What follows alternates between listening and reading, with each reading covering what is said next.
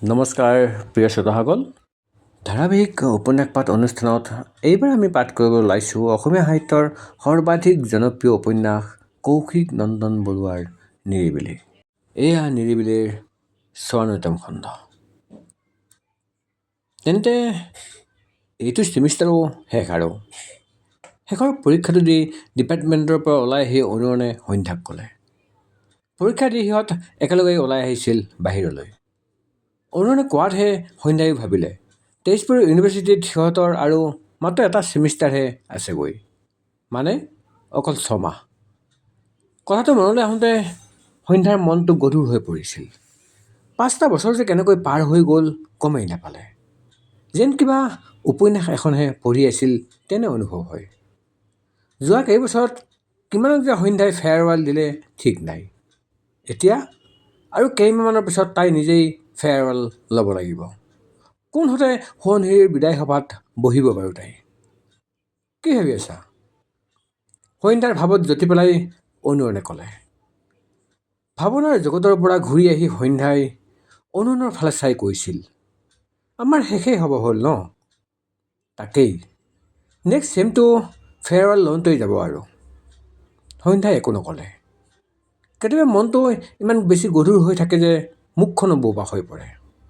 বহুত কিবা কিবি ক'বৰ মন যায়, কিন্তু একো নোলায়। সন্ধ্যাৰো তেনেকুৱাই হৈছিল। তাই একো নোকোৱা দেখি অনুৰণেই ক'লে, মোক ফেয়াৰৱেল গিফ্ট কি দিবা? কৰজ পৰিছে। একো নিদিয়া মানে? আগতে তুমি দি ল'বাচোন মোক। এবাৰ খুলিটো চোৱা, দিবলৈতো গোটেই আকাশখনেই আছে। অনুৰণৰ কথাত চকু ডাঙৰ হৈ গ'ল সন্ধ্যাৰ। কি শুনিছোঁ মই এয়া? অনুৰণ হাজৰিকা, কিবা গা চা বেয়া নেকি তোমাৰ? তোমাৰ মুখত ৰোমান্টিক ডাইলগ যে? সন্ধ্যাৰ কথা কোৱাৰ সুৰত হাঁহি পেলালে অনুৰণে। লগে লগে হাঁহি উঠিছিল সন্ধ্যাও। ৱাহ, কি হাঁহি অ', ইমান আমাকো কোৱাহে। অনুৰাধাৰ মাতটো শুনিহে সন্ধ্যাই ঘূৰি চালে। ভিতৰৰ পৰা আহি জুৰি, প্ৰিয়া আৰু অনুৰাধা সিহঁতৰ ওচৰ পাইছিলহি। সন্ধ্যাই হাঁহি হাঁহি ক'লে, অনুৰাধা, তুমি কিন্তু একদম বনাই দিছা দেই আমাৰ হাজৰিকাক। সন্ধ্যাৰ কথাত অনুৰণৰ বাহিৰে বাকী চবেই হাঁহি উঠিল। কথাটো বুজি নাপাই অনুৰণে সুধিলে, অনুৰাধাই আকৌ মোক কি বনাব? সন্ধ্যাই কিবা এটা ক'বলৈ লওঁতেই জুৰিয়ে ক'লে, অনুৰণ, তোমাৰ গাইড ধৰিত্ৰী মেম নাছিল জানো? তোক বিচাৰি আছিল। মই ক'বলৈ পাহৰিয়ে আছোঁ। অনুৰণহঁতৰ ডিজাৰ্টেশ্যনৰ গাইড ভগালে পৰীক্ষাৰ আগতে। তাৰ গাইড ধৰিত্ৰী মেম। মেম বহুত কাঢ়া বুলি জানে সকলোৱে। প্ৰতি সপ্তাহে প্ৰগ্ৰেছ ৰিপৰ্ট বিচাৰিয়ে থাকে। মেমে মতা কথা শুনিয়ে অনুৰণ ডিপাৰ্টমেণ্টৰ ভিতৰলৈ খোজ ল'লে। এনেতে ভিতৰৰ পৰা পৰি ওলাই আহি সন্ধ্যাক সাবটি ধৰিলেহি। তোমাক ধন্যবাদ দিবলৈ মোৰ লাজ লাগিছে জানা? তুমি নথকা হ'লে যে। সন্ধ্যাই লগে লগে ক'লে, হ'ব একো নাই বাৰু। বাৰু মই যাওঁ হা এতিয়া, কমপ্লেক্সত কাম এটা আছে। তহঁতো ৰ দেই। জুৰিহঁতক মাত লগাই সন্ধ্যা আঁতৰি গ'ল। এইফালে পৰীৰ ব্যৱহাৰত আচৰিত হৈ জুৰিয়ে সুধিলে, কি হ'ল? আজিচোন তোৰ বৰ মৰম সন্ধ্যালৈ।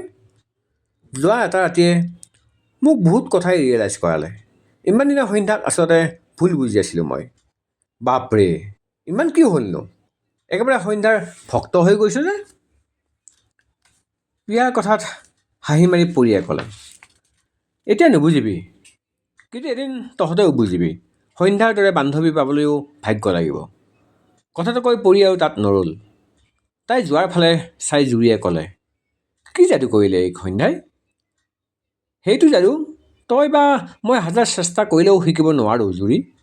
সন্ধ্যা সঁচাই বহুত বেলেগ এজনী ছোৱালী। অনুৰাধাই নিজক কোৱাৰ দৰে কৈছিল। জুৰিহঁতে একো বুজি নাপাই চাই ৰৈছিল মাত্ৰ। প্ৰায় 10 দিনে ইণ্টাৰনেটবিহীন জীৱন যাপন কৰিছিল অসমবাসীয়ে। এজন দুজনকৈ প্ৰায় 5জন অসমীয়া ডেকাৰ তেজেৰে ৰাঙলী হ'ল ৰাজপথ। কেব গৈ কা অৰ্থাৎ চিটিজেনশ্বিপ এমেণ্ডমেণ্ট এক্ট হ'ল। ৰাষ্ট্ৰপতিৰ চহীৰ লগে লগে বিধেয়কখন আইনৰ ৰূপ ল'লে। প্ৰায় এমাহজোৰা আন্দোলনে তচনচ কৰি পেলাইছিল অসমৰ পৰিৱেশ। লাহে লাহে কমিবলৈ লৈছিল হুলস্থুলবোৰ। আন্দোলনকাৰী সংগঠনৰ নেতাসকলে বান্ধি দিয়া নিয়ম অনুসৰি কেৱল নিৰ্দিষ্ট সময়ত নিৰ্দিষ্ট স্থানতহে প্ৰতিবাদ হ'বলৈ ল'লে। ৰাজপথত আজিকালি প্ৰতিবাদৰ নামত মানুহ প্ৰায় নোলায় বুলিয়েই ক'ব পাৰি। বেছি মানুহ হয় খেলপথাৰ আয়োজন কৰা শিল্পী আৰু সংগঠনৰ নেতাৰ অনুষ্ঠানত। তাতেই তেওঁলোকে গোট গাই তাৰ পৰাই ৰাজসভালৈ গুজৰণি তোলে। ৰাইজে উবুৰি খাই পৰি খেলপথাৰ সভাৰ পৰাই প্ৰতিবাদ চলাই গৈছে। তুলনামূলকভাৱে পৰিস্থিতি বহুখিনি হাম কাটিছিল। ছাত্ৰ সন্থাই আইনখনৰ বিৰুদ্ধে আদালতত গোচৰ তৰিছিল। ৰাইজ আশাবাদী, ৰায়দান জনতাৰ পক্ষতে হ'ব।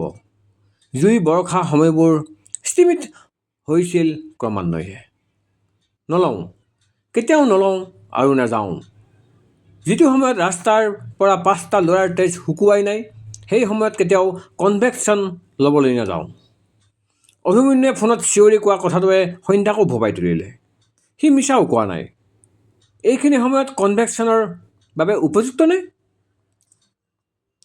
আন্দোলনৰ মাত্ৰা প্ৰথমতকৈ কমি অহাৰ লগে লগে গাড়ীবোৰ অলপ অলপকৈ চলাৰ আৰম্ভ কৰিছিল। তেনেকুৱাতে এদিন সন্ধ্যা ঘৰলৈ ঘূৰি আহিছিল। অৰুণহঁতকে ধৰি দূৰৰখিনি থাকি গৈছিল কেম্পাছতে। অৱশ্যে সিহঁত থকাৰ অইন কাৰণ এটাও আছিল। কাৰণ সন্ধ্যা ঘৰলৈ অহাৰ কেইদিনমানৰ পাছতে খবৰটো ওলাল, ইউনিভাৰ্চিটিত হেনো কনভেকশ্যন পাতিব। আগৰ বৰ্ষৰ ৰৈ যোৱাৰ বাবে 2টা বেটছৰ একেলগে। অৰ্থাৎ প্ৰিয়ানুজ দীপকহঁতৰ লগতে অভিমন্যুহঁতৰো একেলগে। সকলো আচৰিত হৈছিল। এই সময়ত কনভেকশ্যন? অসমৰ লগতে কা বিৰোধী আন্দোলন এতিয়া গোটেই দেশতে বিয়পি পৰিছে। ই আনকি অসমতকৈও ভয়াৱহ ৰূপ ধৰিছে দিল্লী, কলিকতা আদিত। তেনেস্থলত এইবোৰৰ মাজত কনভেকশ্যনৰ আয়োজন কিমান গ্ৰহণযোগ্য বাৰু? কিন্তু কনভেকশ্যন যিহেতু কিবা কাৰণত আগৰবাৰো নপতাকৈ থাকি গ'ল, গতিকে এইবাৰ 2টা বেটছৰ একেলগেই পাতিব। মাত্ৰ আনবাৰৰ দৰে এইবাৰ কোনো ধৰণৰ সাংস্কৃতিক অনুষ্ঠান নহয়। কেৱল কনভেকশ্যনৰ চাৰ্টিফিকেট লোৱা আৰু ৰাতিলৈ যিটো নৈশ ভোজৰ আয়োজন কৰা হয় সেইখিনিলৈকে সীমাবদ্ধ থাকিব। তথাপি চাৰিওফালে আকৌ আৰম্ভ হৈছিল সমালোচনা। ঠাট্টা কৰিছিল এফালৰ পৰা তেজপুৰ ইউনিভাৰ্চিটিক। গোটেইখনত এতিয়াও আন্দোলনৰ জুই শেষ হোৱাই নাই। কিন্তু সিহঁতৰ আকৌ কনভেকশ্যন লোৱাৰ উৎপাত। আৱেগত আহি এবাৰ প্ৰিয়ানুজহঁতেও সিদ্ধান্ত লৈছিল যে সিহঁতে কনভেকশ্যন নলয়। কিন্তু ময়ূৰে কথাটো নেমানিলে। সিয়ে বুজাইছিল প্ৰিয়ানুজক, কিয় নল'ব দাদা? কনভেকশ্যন কি টোপ নেকি? এয়া আপোনালোকৰ কষ্টৰ ফল, ললিপপ নহয় যে দলিয়াই পেলাব। কিন্তু বহুতে মানি লোৱা নাছিল। সেইদিনা হেনো কোনোবা পুৰণি ষ্টুডেণ্টে প্ৰিয়ানুজক ঠাট্টাৰ সুৰত কৈছিল, কি হে? ইমান অগ্নিবৰষা ভাষণ দি এতিয়া কনভেকশ্যন লোৱাত উৎপাত যে? ক'লৈ গ'ল জাতিপ্ৰেম এতিয়া? প্ৰিয়ানুজে একো ক'বলৈ নাপাওঁতেই কাষতে থকা ময়ূৰে গৰজি উঠিল। 2 বছৰ নাইবা 4 বছৰ ধৰি এক্সাম, এছাইনমেণ্ট, প্ৰেজেণ্টেশ্যনৰ বৰষুণত জুৰুলা হৈ কষ্টৰে অৰ্জন কৰা শিক্ষাৰ স্বীকৃতিখিনি ৰাজহুৱাভাৱে গ্ৰহণ কৰাত যদি আপোনালোকে জাতিপ্ৰেমৰ কথা আনে, তেন্তে তাক অনৰ্থক বুলিয়েই ক'ম। আমাক কোনেও দয়া কৰি ডিগ্ৰী দিয়া নাই। এয়া আমাৰ অধিকাৰ। তথাকথিত টোপ নাইবা ললিপপ নহয়। আন্দোলন কৰি আহিছোঁ আৰু কৰি যাম। জাতি আৰু ভাষাৰ অস্তিত্ব ৰক্ষাৰ দায়িত্বও পালন কৰিম নিষ্ঠাৰে। কিন্তু নিজৰ অধিকাৰসমূহক দলিয়াই নহয়, আজুৰি আনিহে। ময়ূৰৰ কথাত ল'ৰাজনে সেইফালেই তাপ মাৰিলে। প্ৰিয়ানুজে গৰ্বৰ হাঁহিৰে চাইছিল ময়ূৰলৈ। এই 2 মাহতে ল'ৰাটোক বহুত ডাঙৰ যেন লাগি গৈছে। আজি সি অকল প্ৰিয়ানুজকেই নহয়, গোটেই ইউনিভাৰ্চিটিখনকেই যেন ঢালৰ দৰে ৰক্ষা কৰিছে। ময়ূৰৰ সেই কথাখিনিয়েই সি ছ'চিয়েল মিডিয়াতো প্ৰকাশ কৰিছিল। তাৰ পাছত আৰু তেজপুৰ ইউনিভাৰ্চিটিত পতা কনভেকশ্যনক লৈ কোনেও একো প্ৰশ্ন তোলা নাছিল। কিন্তু কনভেকশ্যনটো এই সময়ত মানি ল'ব পৰা নাছিল অভিমন্যুৱে। ময়ূৰৰ যুক্তিক সি সন্মান কৰিছিল যদিও নিজে বিৰত আছিল এই অনুষ্ঠানৰ পৰা। সেইবাবে সি কনভেকশ্যন ল'বলৈ নাযায়। ঘৰৰ পৰা সন্ধ্যাই ফোন কৰোঁতে সি সেই কথাই দোহাৰিলে। অৱশ্যে সি এতিয়াও দিল্লীত আছে।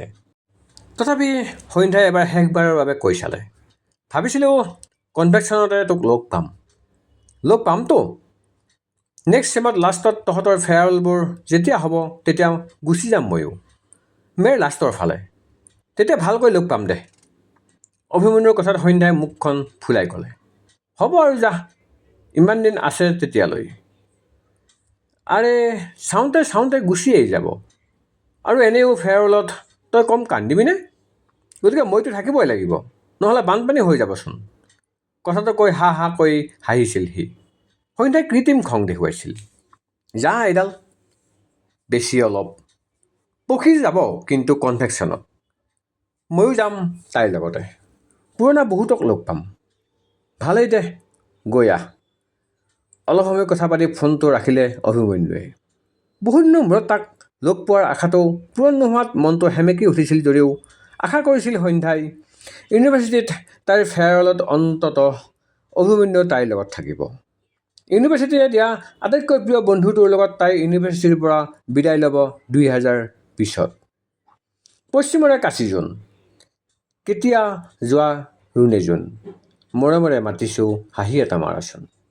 এছেঞ্চিয়েল পাৰ হৈ সোৱণশিৰিৰ ফালে যাওঁতেই হঠাৎ কোনোবা চিনাকি মাতেৰে যোৰা বিহুফাকি শুনি পখী আৰু সন্ধ্যা দুয়োজনীয়েই ৰৈ গ'ল। সন্ধ্যা কালি আবেলিয়েই আহিল ইউনিভাৰ্চিটিলৈ। আহিয়েই ৰুমটো ঠিক ঠাক কৰিলে। নন্দিনীহঁতক হোষ্টেলৰ কাম কাজতো অলপ লাগি মেলি দিলে। হোষ্টেলৰ পুৰণা ছোৱালীবোৰ আহিব লাহে লাহে। কনভেকশ্যনৰ সৌন্দৰ্য এইখিনিতেই। এটা পুনৰ মিলন হোৱাৰ দৰে হয়। এবছৰৰ মূৰত পুনৰ সেই একে ঠাইত একেলগেই লগৰবোৰৰ লগত একেদৰেই আড্ডা মৰা, খোজ কঢ়া, কথা পতা আদিবোৰৰ বাবেই সকলোৱে পাছ কৰি যোৱাৰ পাছত সেই দিনটোলৈকে আশাৰে বাট চাই থাকে। পখী ডিব্ৰুগড়ৰ পৰা বাহিৰে বাহিৰে আহিছে। এই সময়ত উৎপতীয়া পখীজনে যেন এতিয়া ডিব্ৰুগড় ইউনিভাৰ্চিটিৰ গৱেষক ছাত্ৰী। সন্ধ্যাৰ বিশ্বাসেই নহয়। তাই আহিয়েই সন্ধ্যালৈ ফোন কৰিছে। তই মেইন গেটলৈ আহা না, অকলে অকলে কেম্পাছটোত সোমাবলৈ মোৰ কিবা লাজ লাগে। হাঁহিত থাকিব নোৱাৰা হৈছিল সন্ধ্যা। হে ভগৱান, তোৰনো লাজ লাগে নাই? সেইবাবে সন্ধ্যা আগবাঢ়ি গৈছিল পখীক আদৰি আনিবলৈ।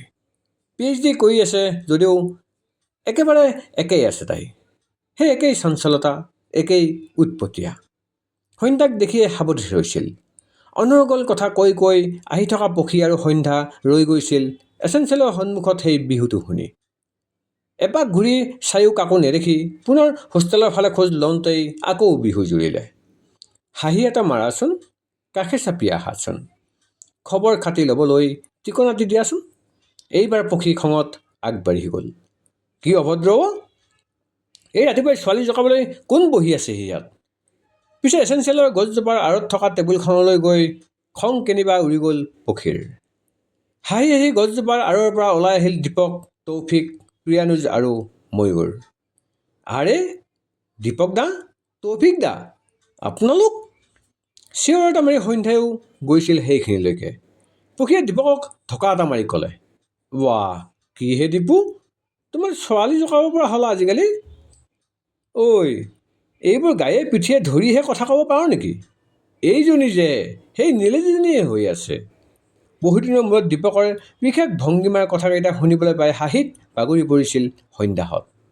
পখীয়ে ওলোটাই কৈছিল, তই বিহু গাই গাই ৰাস্তাৰে যোৱা ছোৱালী জোকাই থাকিলে একো নহয় ন? বাকী তৌফিক দা কি খবৰ? হায়দৰাবাদত কোনোবা বেগমক পাইছেনে নাই? সন্ধ্যাৰ কথাত তৌফিকে হাঁহি মাৰি ক'লে, নাই হে, অসমৰ নিচিনা ক'তো নাই বুজিছা। কথা পাতি পাতি সিহঁত যেন ঘূৰি গৈছিল প্ৰায় 2 বছৰ আগৰ দিনবোৰলৈ।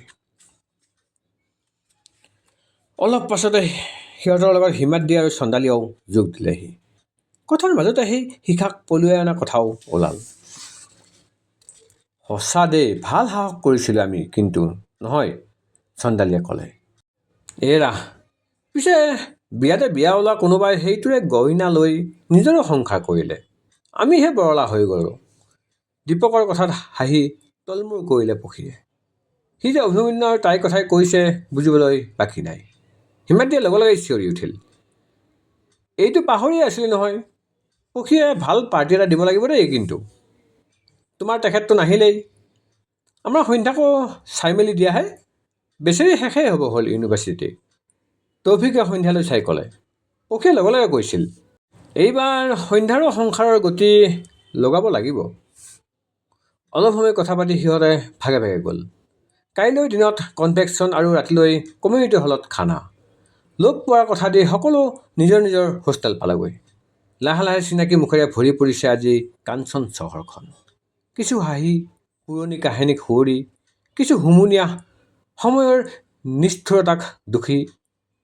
আজি যেন কাঞ্চনৰ পূৰ্ণ মনৰ জোখাৰে ঠায়ে ঠায়ে চিনাকি মুখৰ হাঁহি আৰু উকিবোৰে চৌহদটো ৰঙীন কৰি তুলিছে। কোনোবাই যদি ফুলত বহি লগৰবোৰৰ লগত পঢ়ি থকা দিনৰ কথা পাতিছে, কোনোবাই আকৌ এমিনিটিত বহি ধোঁৱাৰে বাংময় স্মৃতিৰ টোপোলাটো খুলিছে। কোনোবাই যদি ফিল্ডত দৌৰি অহা সময়ক থপিয়াইছে, কোনোবাই আকৌ নিৰিবিলিৰ বেঞ্চত বহি নোকোৱা কবিতা আওৰাইছে। সকলোফালে যেন উৎসৱৰ বতৰ। এৰা সেইবাবেই চাগে নাহৰৰ নিৰিবিলি ছাট অনুৰাধা বাইদেৱে লিখিছিল, সময়ৰ কেলেণ্ডাৰ পুৰণি নহয়। এইবোৰৰ মাজতো সন্ধ্যাৰ মুখৰ উদাস হাঁহিটো পক্ষীৰ চকুৰ পৰা সাৰি যোৱা নাছিল। ৰাতি শোৱাৰ সময়ত তাই নিজেই সুধিলে, ৰুণজুন, তই চাগে অভিমন্যুক মিছ কৰিছ নহয়? সেমেকা হাঁহিৰে উত্তৰ দিলে সন্ধ্যাই, মনততো পৰিবই, পুৰণা চবকে লগ পালোঁ তাৰ বাহিৰে। সি যোৱাৰ পাছত কি কি যে হৈ গ'ল সেয়াতো সি একোৱেই নাজানে। অলপ লৈ সন্ধ্যাই আকৌ ক'লে, সি তাত বহুত ব্যস্ত হৈ গ'ল, মানিছোঁ, কিন্তু মোকতো কৈছিল যেতিয়া মই একেবাৰে অকলশৰীয়া হৈ যাম তেতিয়া সি আহিব। তেন্তে ক'তা, কিয় নাহিল সি? শেষৰ ফালে সন্ধ্যাই ফেকুৰি উঠিছিল। পক্ষীয়ে তাইৰ মূৰত হাত ফুৰাই ক'লে, মন বেয়া নকৰিবি অ', সি আহিম বুলি কৈছে যেতিয়া আহিবই। তইতো তাক মোতকৈও ভালকৈ বুজি পাৱ, তইয়ে ক, অভিমন্যু জানো সলনি হৈ যোৱা ল'ৰা? আৰু যিয়েই নহওক কিয় ৰুণ, অভিমন্যুৰ জীৱনত তোৰ স্থান আন কোনেও ল'ব নোৱাৰে। সেইটো আনে নাজানিলেও তাৰ গাৰ্লফ্ৰেণ্ড হিচাপে মই অন্তত জানো। পক্ষীৰ বুজনিত শান্ত হৈছিল সন্ধ্যা। অলপ সময় কোনেও কথা নোকোৱাকৈ পাৰ কৰিলে। এবাৰ পক্ষীয়ে আকৌ সুধিলে, ৰুণজুন, অনুনৰ কি খবৰ? তাক আজি লগ নাপালোঁ। সন্ধ্যা নিশ্চুপ। পক্ষীয়ে আকৌ সুধিলে, ৰুণ, একো নকলি যে? এইবাৰ তাই সন্ধ্যালৈ চাওঁতে দেখিলে তাই টোপনি গৈছে। অ' এইজনী হ'লেই বুলি গাৰ কাপোৰখন অলপ উঠাই দি পক্ষীয়েও চকু মুৰিলে। গালেৰে বৈ অহা চকুপানীখিনি খুব সাৱধানে মচিছিল সন্ধ্যাই। মুখখন চেপি ধৰিছিল জোৰকৈ, যাতে পক্ষীয়ে গম নাপায়। কেনেকৈ ক'ব তাই পক্ষীক যে অনুৰণ তাৰ প্ৰেমিকা অনুৰাধাৰ লগত আজি ঘৰলৈ যোৱাৰ টিকট কাটিবলৈ টাউনলৈ গৈছিল? পিছদিনা কনভেকশ্যন লোৱা ছাত্ৰ ছাত্ৰীসকলে তেজপুৰ ইউনিভাৰ্চিটিত পুনৰ দাঙি ধৰিছিল অইন এটা দৃষ্টান্ত। কনভেকশ্যনলৈ আহি ফিল্ডখন ভৰি পৰিছিল ষ্টুডেণ্টেৰে। ডাঠ মটীয়া ৰঙৰ ৰবটটো পিন্ধি ৰাজ্যপালৰ হাতৰ পৰা চাৰ্টিফিকেট লৈ উঠা ফটো উঠিবলৈ সকলো ফিল্ডলৈ ওলাই আহিছিল। গোটেই ফিল্ডখন মটীয়া ৰং হেন হৈ পৰিছিল।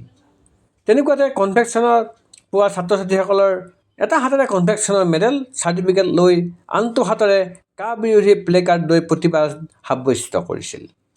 বাস্কেটবল কোৰ্টত বহি থকা গোটেই ষ্টুডেণ্টখিনিক তদাৰক কৰা স্নেহসুধাৰ ওচৰ পাই সন্ধ্যাই সুধিলে, আপোনালোকৰ এইটো ষ্টেপে আমাক বহুত সাহস দিলে দাদা। সাহসৰ কামটো তহঁতবোৰে কৰিছ। তেজপুৰ ইউনিভাৰ্চিটিৰ নিচিনা ঠাইত ইমান হিউজ এটা protest. We are proud of you all.